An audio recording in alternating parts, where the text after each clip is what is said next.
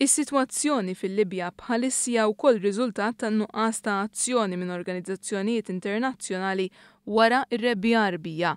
Iddikjara dan id-direttur tal-Akkademja tal-Istudji Diplomatiċi Stephen Kallejja f'kummenti ma' One News.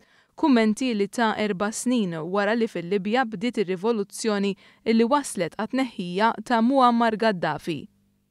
L-Istati Uniti, il-Ġnus Magħquda, l-OSCE, stennejt ħafna aktar inizjattivi diplomatiċi sabiex dal-pajjiżi ngħinuhom f'dal-moment ta' transition.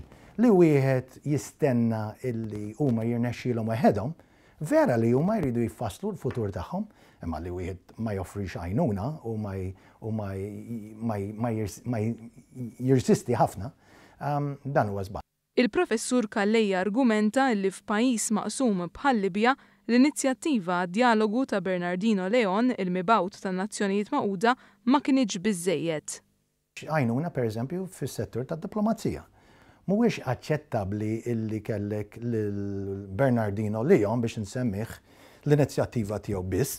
Jekk inti qed tara li aħna maħniex qed jirnexxinna b'ċertu sforzi li qed isiru għall-volja r-rieda tiegħu u taħt il-kappa tal-Ġnus Magħquda kienet rieda tajba, m'għandix dubju. Fl-aħħar mill-aħħar wieħed jistenna li jkun hemm aktar inizjattivi. Kallejja jsostni li qed tinħass aktar il-ħtieġa li r-reġjun tal-Mediterran ikun fuq nett tal-aġenda.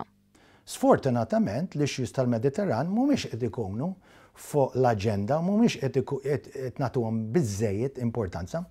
U bħalma l-Gvern Malti minn dejjem jiffoka fuq il-Mediterran, naħseb li wasal iż-żmien illi pajjiżi oħra, mhux biss dawk li jinsabu fil-Mediterran, imma pajjiżi kwalinkwa pajjiż, illi jagħti każ li s-sitwazzjoni mhux biss f'pajjiżi bħal-Libja. Il-professur Kallejja fakkar kif fi żmien ir-rebbija Arbija n-Nazzjonijiet Magħquda qablu fuq żewġ riżoluzzjonijiet. Żied li llum għandu jittieħed pass simili biex in-Nazzjonijiet Magħquda jibdew jaġixxu dwar il-Libja.